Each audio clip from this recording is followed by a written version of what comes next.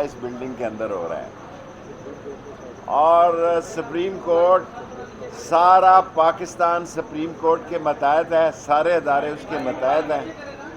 اور وہ جو لوگ کہہ رہے تھے کہ یہ تقسیم ہے، مندو خیل نے، قابل احترام مندو خیل صاحب نے ان کی ہوا نکال دی. انہوں نے کہا یہ ہمارا مسئلہ کہ ایک کا ہے، چار کا ہے، تین یا دو کا ہے، آپ اس کے مامے نہ بنیں. سپریم کورٹ کا کوئی لاڈلا نہیں ہے. جو بحث میں نے 2 گھنٹے سنی ہے یا 1 گھنٹہ سنی ہے، اس میں 90 دن ڈی ڈے ہے. جو میں نے اخذ کیا ہے اس میں 90 دن کے اندر الیکشن جو ہے، اس میں الیکشن ہونا ضروری ہے. اس میں کیا چھوٹ دیتے ہیں، کیا اس میں طے کرتے ہیں، اور کیا تباہی اور بربادی کا ان کو اللہ کے بعد اب سپریم کورٹ جو ہے وہ آخری سہارا ہے. سپریم کورٹ سے فیصلہ جو ہے اگر وہی قانونی بقا ہے، سپریم کورٹ ہی آئینی بقا ہے. تمام کان کھول کے سن لیں کہ اگر سپریم کورٹ کا فیصلہ نہ ہوا تو کچھ اور ہوگا، تم ذلیل و رسوا ہو جاؤ گے.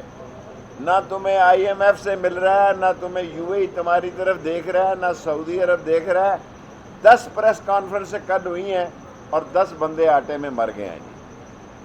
یعنی ایک پریس کانفرنس کا ریٹ جو ہے ایک غریب کی موت ہے.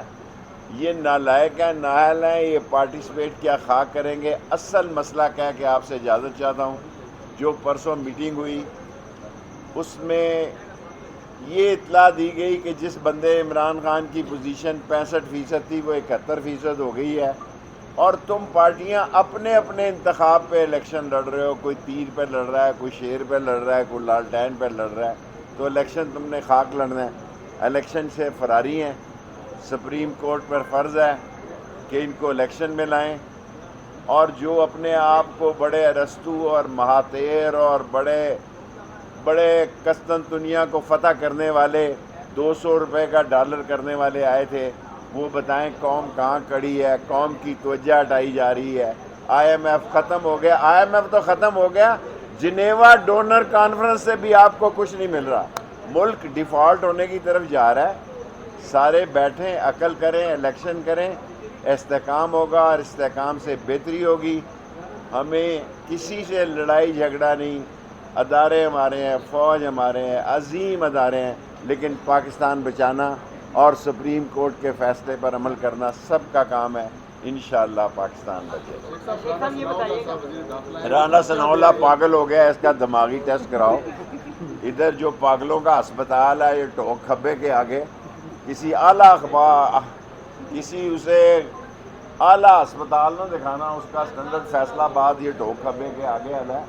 اس کا دماغی توازن کراؤ. وہ خانہ جنگی کرانا چاہتا ہے. پہلے بھی اس نے منہاج القرآن میں حاملہ بیٹیوں کو قتل کیا ہے. بچ نہیں سکے گا، اللہ کی پکڑ میں آئے گا. اور اس کا دماغی توازن بتا رہا ہے کہ کچھ کرے گا ہی ضرور. شیخ صاحب اگر یہ کوئی آئینی ترمیم لے آتے ہیں تو پھر کیا ہوگا؟ سر جو مرضی ترمیم لے ہیں، ان کے پاس 2/3 اکثریت ہی نہیں ہے. بڑا سمپل بات ہے. آئینی ترمیم کے لیے 2/3 اکثریت چاہیے. 90 دن الیکشن ڈی ڈے ہے. فیصلہ سپریم کورٹ کا ہے. ہمارے پیسے ہیں. یہ کہتے ہیں پیسے نہیں ہیں. ہمارے پیسوں سے یہ لوگوں میں کمپنی کی مشہوری کے لیے انڈر گراؤنڈ الیکشن مہم کر رہے ہیں. یہ کمپیوٹر کی مہم کر رہے ہیں، آٹے کی مہم کر رہے ہیں. ہمارے لوگوں کے پیسے جمع ہیں. سپریم کورٹ کہے گی 1 منٹ میں ساری سیکیورٹی بحال ہو جائے گی، 1 منٹ میں سب کچھ ٹھیک ہو جائے گا. پاکستان کی سیاست میں آپ کو اسٹیبلشمنٹ کے امور کا ماہر سمجھا جاتا ہے. اسٹیبلشمنٹ اس ساری صورتحال میں آپ کو کہاں کھڑی نظر آ رہی ہے؟ دیکھیں اسٹیبلشمنٹ تو نیوٹرل ہے، اس میں کوئی شک نہیں، لیکن میں یہ چاہتا ہوں کہ اسٹیبلشمنٹ مداخلت کرے. یہ شیخ رشید کی خواہش ہے. سوری، وہ نیوٹرل ہے، 0 میٹر پہ ہے، وہ بالکل نہیں آ رہی. ملک ڈوب رہا ہے. اسٹیبلشمنٹ ان سب کو بٹھائے، الیکشن کرائے، اور اکثریت جس کے ساتھ ہو اس کو حکومت دے اور معاملات کو ٹھیک کرے. شیخ صاحب مریم کی جو گفتگو ہے، جو ٹویٹس ہیں، جو بیانات ہیں، وہ ریفلیکٹ کرتے وہ اب ہیں کہ کون یہ پڑھ سپریم رہا ہے کورٹ کے مریم ججز کے کو ٹویٹس؟ اور میرے ٹویٹ دیکھیں، میں 10 مہینے میں چلا ہوں، میرے ٹویٹ برابر ہو گئے ہیں اس کے ساتھ.